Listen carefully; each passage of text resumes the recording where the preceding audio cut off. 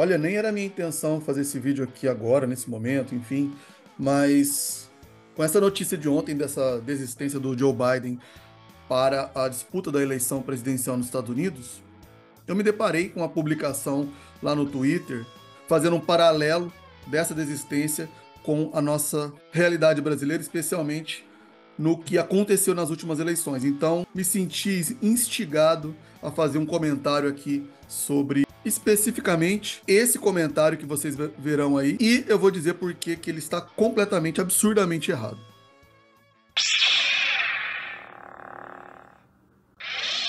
Olá pessoal, tudo bem com vocês? Espero que sim, serão mais uma vez bem-vindos aqui ao canal.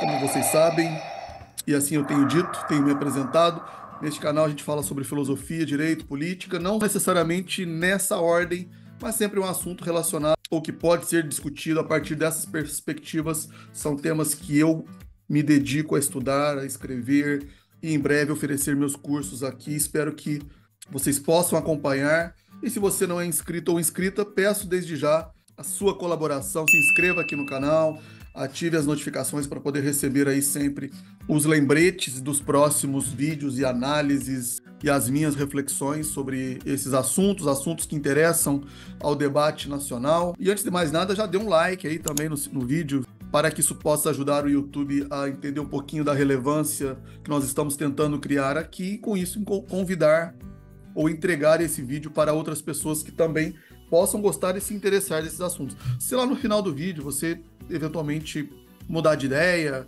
ou discordar do que foi falado aqui, quiser dar o seu dislike, não tem problema, mas deixe também um comentário que eu prometo poder respondê-lo depois, assim que possível, até porque para mim é uma grande alegria, um grande prazer poder exercer essa troca de ideias aqui que essas reflexões nos proporcionam sempre. Mas vamos lá, sem maiores delongas, né?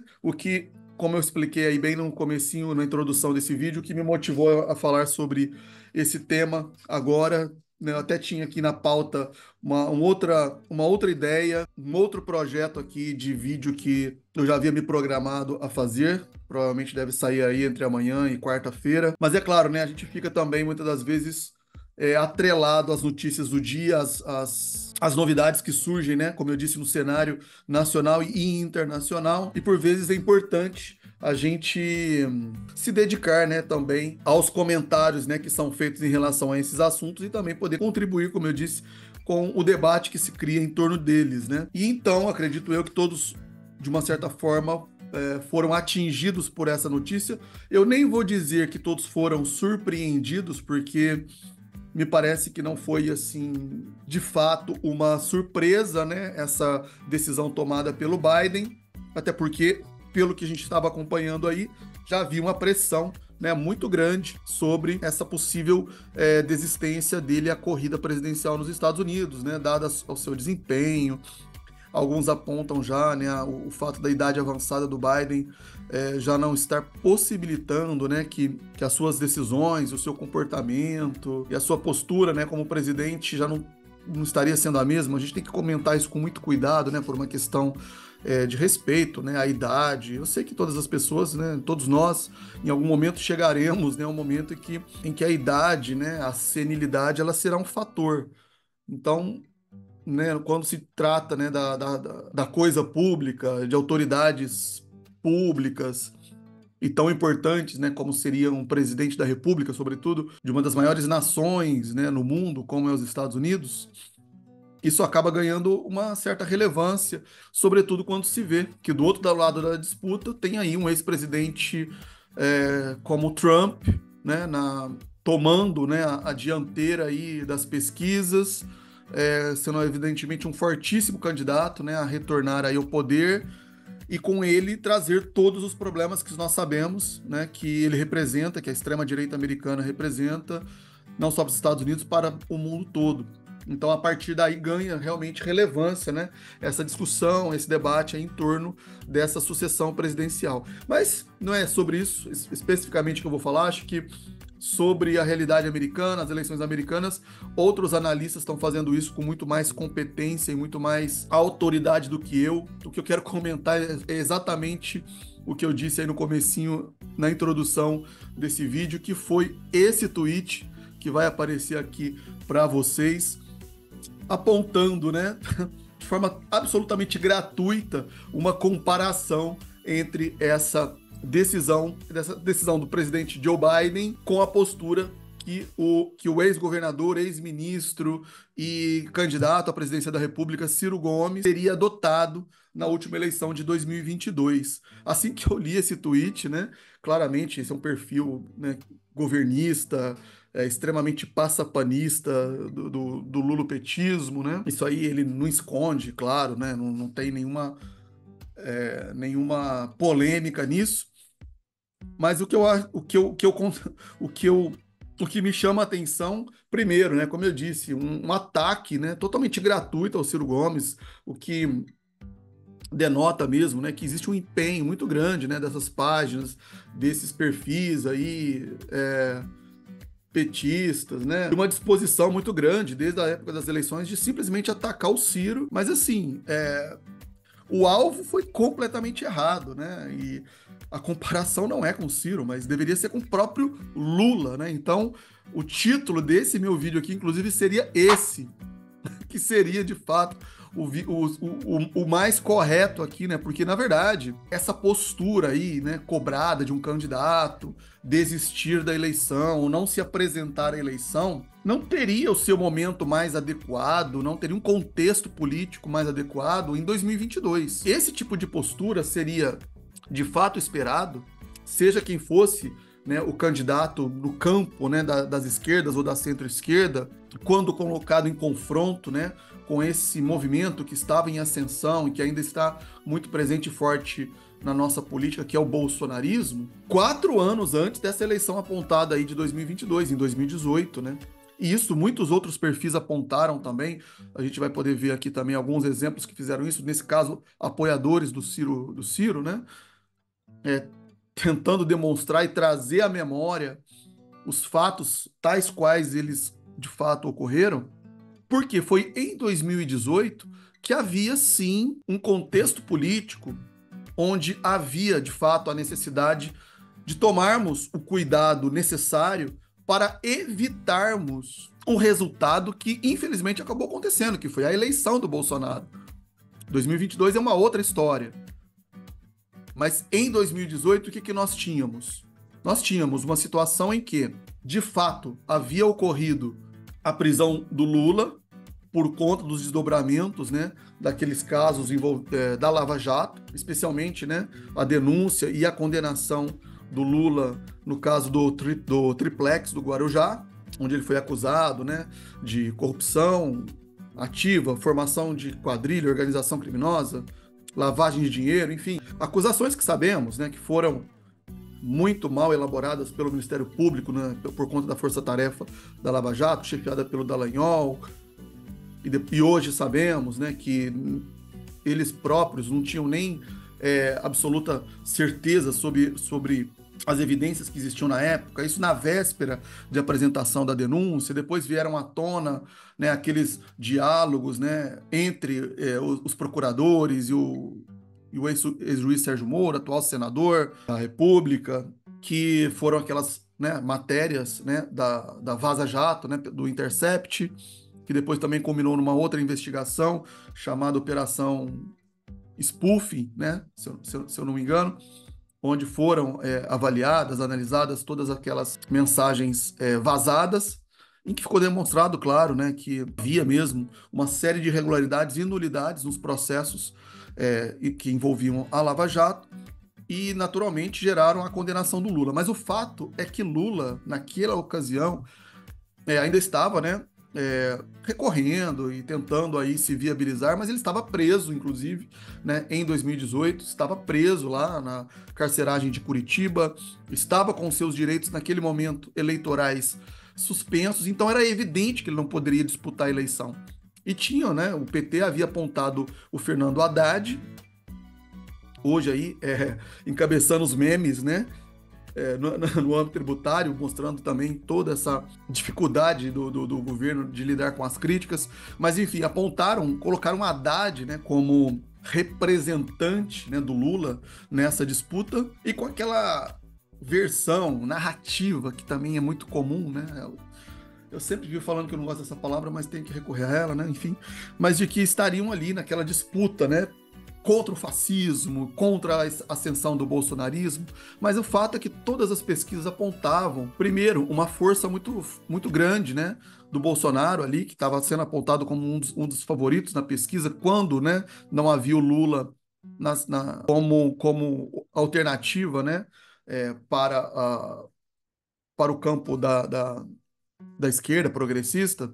O Ciro, naquela ocasião, ele apresentava-se, né, como uma alternativa bastante viável de, de surgir mesmo, né, como uma nova força política também do campo da esquerda, da centro-esquerda progressista, com seu projeto nacional de desenvolvimento, que poderia eventualmente trazer uma nova e inédita forma de governar, enfrentando de fato, né, as forças que dominam, né, o nosso estado, o nosso país e, enfim, e que colocam verdadeiramente em risco os interesses nacionais e do nosso povo sofrido, sem emprego, sem comida, sem segurança, propondo-se, né, de fato, a enfrentar o neoliberalismo, que é o que basicamente ingessa o avanço, né, da nossa sociedade brasileira, mas que realmente naquele momento ali não tinha alianças suficientes para sozinho, né, ou com pouca, ou, se eu não me engano, com apoio de um ou outro partido, que eu não me lembro agora na época, de fazer frente ao Bolsonaro no primeiro turno. Mas todas as pesquisas, está aqui um exemplo que eu vou colocar aqui para vocês, apontavam que no eventual segundo turno entre Bolsonaro e Ciro, a margem, né, de distância entre um e outro era muito grande. Então, havia sim essa possibilidade do Ciro manter-se na disputa eleitoral em 2018 como uma única força que ele sim seria capaz de barrar o bolsonarismo. E se isso tivesse acontecido, não teríamos tido esses anos terríveis, né, que foram característicos, né, do desgoverno Bolsonaro, e todos nós sabemos como foi a administração da pandemia, todo esse projeto de destruição das instituições e do próprio Estado brasileiro, um entreguismo visceral dos nossos interesses nacionais, tudo isso nas mãos do Bolsonaro, né? Então não precisaríamos ter passado por isso. Agora, é claro, né, teria que ter havido, e aí entra, né, a discussão aqui, uma maior disposição, e como eu usei aqui no título, uma maior hombridade, uma verdadeira grandeza de quem é considerado, né, um grande estadista brasileiro, que é o Lula. E mesmo ele estando naquela época na prisão, ele poderia naturalmente ter, até porque o fato de estar preso não tirava dele a sua liderança, né, do seu grupo ali político, do petismo, né, e outros puxadinhos que estão sempre em volta do PT, no sentido de falar, olha, beleza, vamos formar então uma verdadeira frente ampla, vamos verificar quem é o candidato nesse momento do nosso campo, e aí eu digo campo amplo, né, do progressismo, das esquerdas, que possa realmente enfrentar e vencer o fascismo, o bolsonarismo. Não é esse o discurso que eles fazem, né? E não colocar lá um Fernando Haddad, que uma eleição antes, municipal, né, quando ele foi vergonhosamente, humilhantemente derrotado pelo Dória, estando com a máquina na mão, a máquina municipal na mão, salvo engano, o Haddad perdeu até para brancos e nulos. Foi terrível.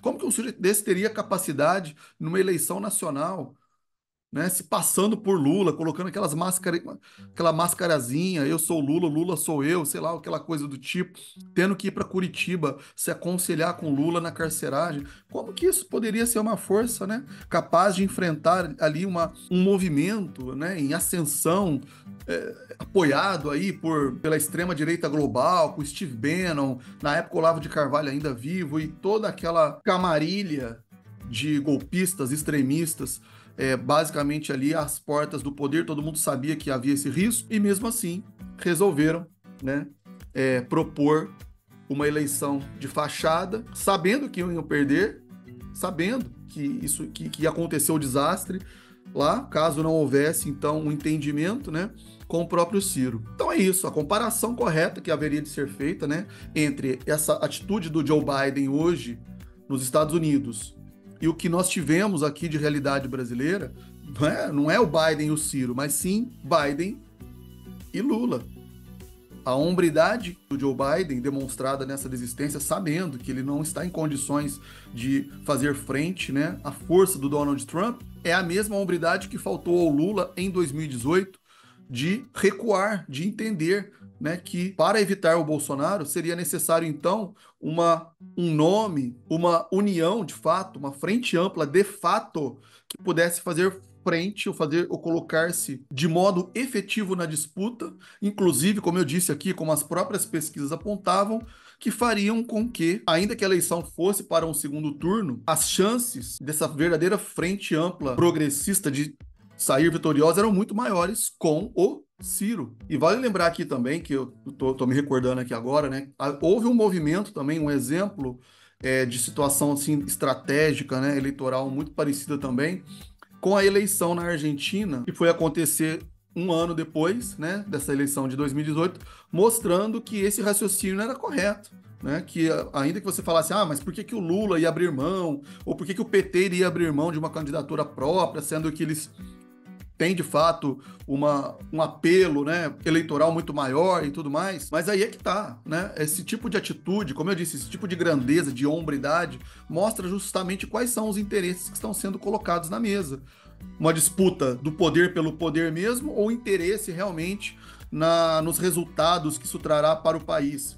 Né? Que no nosso caso, com a eleição do Bolsonaro, o resultado foram aí 700, 800, 1 milhão de mortes por conta da Covid. É claro que não tinha como se saber, se prever que isso ia acontecer, mas já se sabia o desastre que seria um governo Bolsonaro. E mesmo assim, o PT, o lulopetismo e o Lula preferiram, né, colocar o país em risco, deixar que o Bolsonaro fosse eleito, do que eventualmente fazer então, ou criar então, né, dar um passo atrás, deixar que uma outra liderança ascendesse, que no caso seria o próprio Ciro, e com isso evitar todo o desastre que viria a partir daí. Né? Como eu já li alguém aí em algum momento se referir, né, a essa situação aí de maneira muito interessante, quando se diz que o PT ele prefere, né, ser protagonista na derrota do que coadjuvante na vitória. É aquela velha história do hegemonismo do poder, né, que circula em torno do próprio Lula, enfim, de todos eles aí, né, da cúpula petista. O que coloca também muitas preocupações no que virá a acontecer, né, no futuro aí, na próxima eleição em 2026 e daí para frente. É muito provável que possamos estar numa situação muito parecida agora novamente com o que aconteceu lá nos Estados Unidos com Joe Biden. Então é isso, para concluirmos aqui e fecharmos esse vídeo, que eu, como eu disse, não gostaria de me estender muito com ele. Tá aí uma resposta, né, para esse tweet aí do Vinícius Betiol, que se apresenta aí no seu perfil, né, como autor de um livro, tentando ensinar como enfrentar a extrema-direita na internet. E tá aí ele aí, fazendo essa comparação aí esdrúxula, colocando o Ciro, né, nessa comparação, quando na verdade ele deveria fazer com o próprio petismo, com o próprio Lula, se o interesse é de fato combater a extrema-direita, como ele diz aí nessa sua biografia. Se fosse isso realmente, quem deveria ter demonstrado hombridade e grandeza teria sido Lula e o PT em 2018, buscando aí costurar um verdadeiro apoio, colocando o Ciro à frente da disputa, representando o campo progressista. Seria o único que realmente poderia ter derrotado o Bolsonaro e evitado toda a tragédia que foram os 4 anos de governo e tudo aquilo que veio a partir de então, e o risco verdadeiro colocado à democracia por conta desse governo trágico que foi o governo Bolsonaro. Sobre esse assunto, dê uma explorada aí no perfil que eu tenho colocado, onde eu tenho disponibilizado, né, algumas reflexões em torno desses temas. Tenho certeza que vocês vão gostar aí das sugestões dos vídeos recentes que eu lancei no canal. E mais uma vez agradeço a audiência de todos e todas. Peço mais uma vez a sua contribuição para se inscrever aqui no canal, deixar o seu like ou dislike, um comentário, para que esse vídeo possa chegar a outras pessoas, podermos então ampliar um pouco mais o alcance e com isso reverberarmos mais as nossas ideias. Fico por aqui, até o próximo vídeo e vamos sair da caverna.